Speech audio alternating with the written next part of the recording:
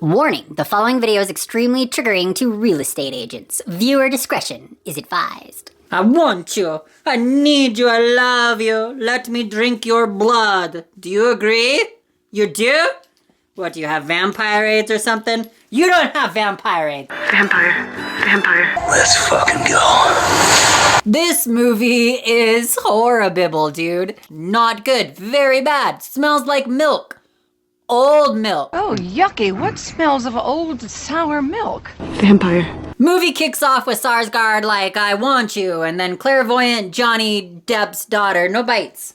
Clairvoyant Johnny Depp's daughter, whom will be addressed from this point forward as JDD, being like, oh yeah, okay, take me. Then Sarsgaard like, alright, well, give me a minute. So then the extremely powerful vampire, who can manipulate you and those around you, decides to wait for like, I don't know, a couple years, I guess, because reasons, until JDD gets married, and then suddenly Sarsgaard be like, what?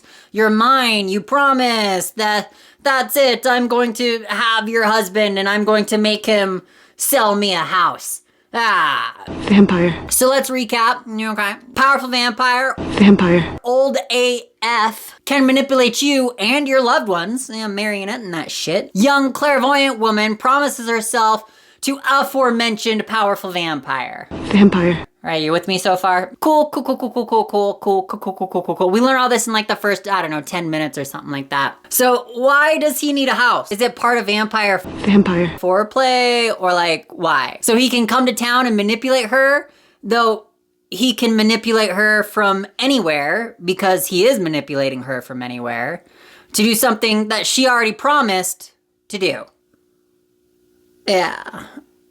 Yeah, all right. So all the freaking premise of this story boils down to like this. So this is like applying for a loan, right? The bank giving you the loan, and then you decide to wait years before spending any of the money, but when you decide to finally spend the money, instead of just going out and spending the money, you move to where the nearest branch is located and begin to manipulate the pizza restaurant next to the bank to try to get the bank to give you the loan you already have. What? Right? Okay. I mean, I've killed for less, but all right. Let's march on, I guess. So Sarsgaard gets Holt, JDD's husband, to come to Transylvania, known for turnips and its fine sunsets and some dude who put spikes up your bum.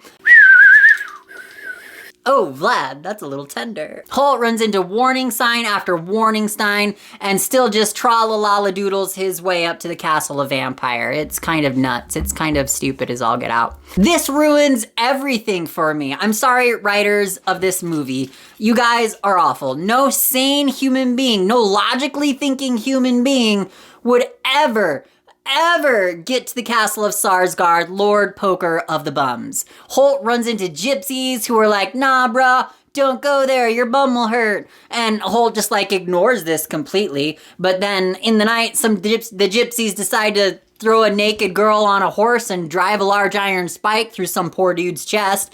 Cause, well guys, come on, it's common knowledge, don't you know? You absolutely must have a naked lady on a horse and drive a large stake into a corpse. I mean, how else? There's literally no way. It's absolutely critical to have naked lady on horse. It's like, bro, did you kill those vampires? Nah, we didn't have a horse nor naked lady. Ah, shit. So they're roaming free? Yeah, they're just out there killing everybody. Oh, damn.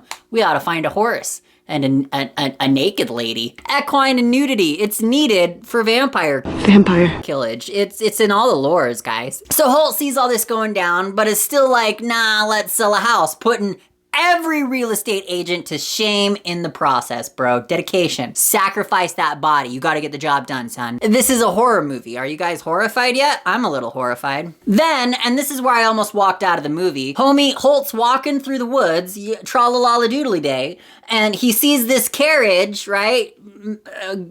Getting driven by nobody. It's empty. There's no carriage driver guy, and there's nobody in the carriage. And then the carriage just parallel parks itself in front of Holt, and Holt's just like, oh, the door opens all by itself-ikins. And then Holt's like, oh geez, I should get into this. This is something that I personally need to get into. This is how everybody travels. Everybody travels this way. There's nothing wrong here with this sequence of events. It's completely normal, just ignoring every single red flag, once again, proving himself to be the best real estate agent that has ever existed, putting everyone else to shame for real. Like if you're a real estate agent, don't watch this movie. Like, you're just gonna get mad and upset. Then he walks up to Castle Vlad, Poker of Bums, or Castle, what was I calling it? Sarsgaard? Castle Sarsgaard, Lord Poker of Bums, walks up to this castle, no need to knock, cause the door just fucking opens all by itself. All by itself. So what does Holt decide to do? Holt decides to,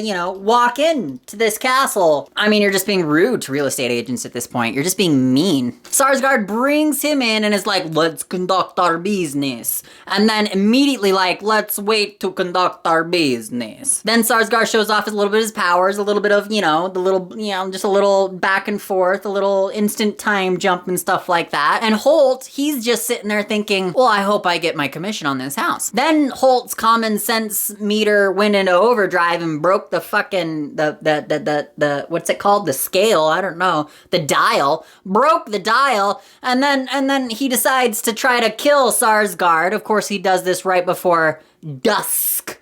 Right before dark, right at dusk, right? Like, is the worst time in the world to kill a vampire. Like, for real. And then, Sarsgaard just decides to let him go. And Holt takes a tumble out of the window into a river in the dead of winter. Snow on the ground. Holt dies here. Holt's dead right here. I'm sorry, bro. I'm sorry. Hypothermia is like a real thing. Hypothermia is like a very real thing. If you're in the dead of winter and you get drenched in almost freezing waters, practically freezing waters, there's nothing you can do, man. Like, he's dead here. But he doesn't die. He summons upon his real estate agent powers. As we all know, them folks are absolutely OP. So, hey, yeah, he probably had no issue surviving this. Then Holt decides to hang out with a bunch of nuns or anti-vampire coven, or I don't know. There is literally no explanation for this, but it raises several questions. 1, if nuns are aware of the vampires, to the extent they formed a coven with a castle and a multitude of members who are all well versed in the lore of do's and don'ts of being afflicted by said vampire, how have they not killed him already? Yeah, they know where he at. They know how to kill him with, spike through the heart and then equine and nudity. Bovine, equine and nudity. I can't express how critical that part is, guys. Cool.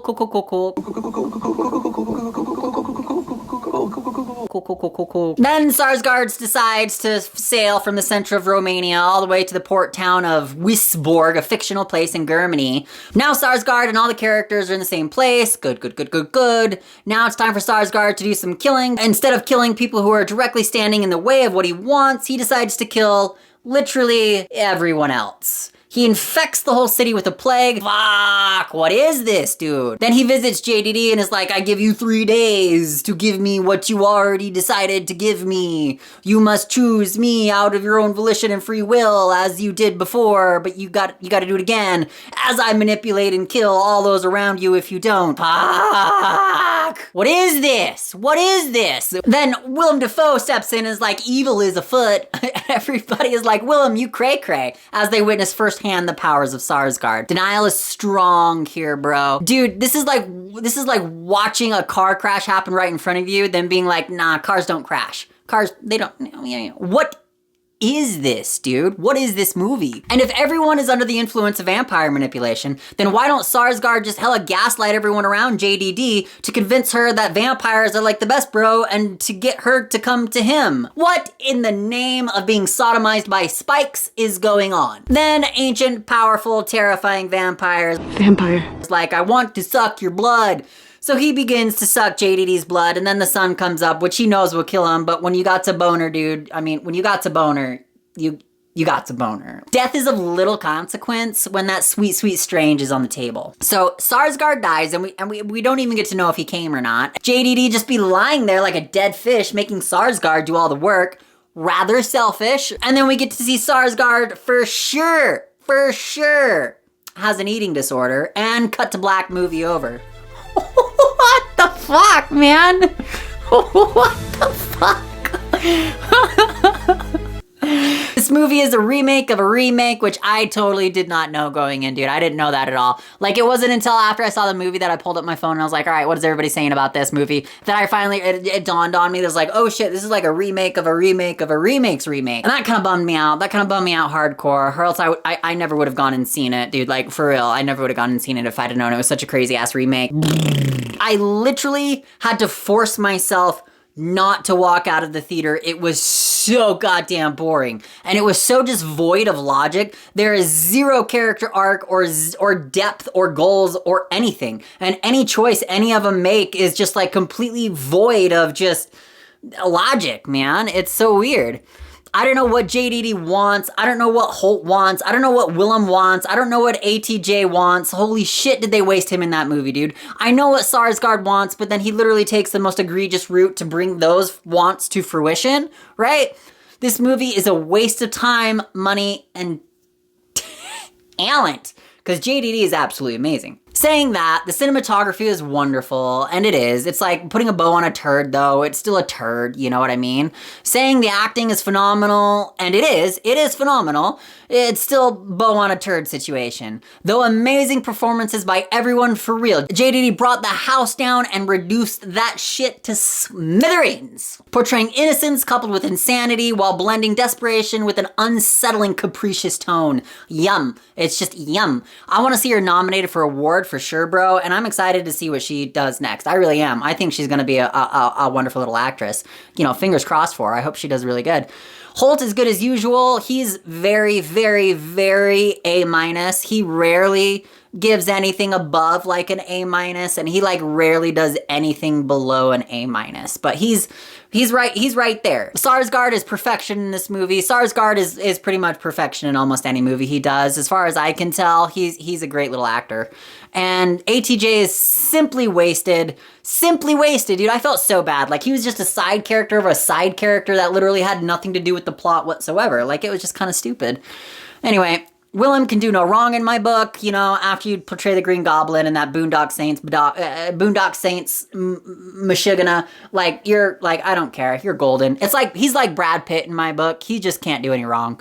To assemble this array of talent and then to give them a nonsensical plot and script to work with, to me, is as erroneous gets, and the writer should be judged before a jury of real estate agents and sentenced to like 9-volt batteries before, during, and after every meal.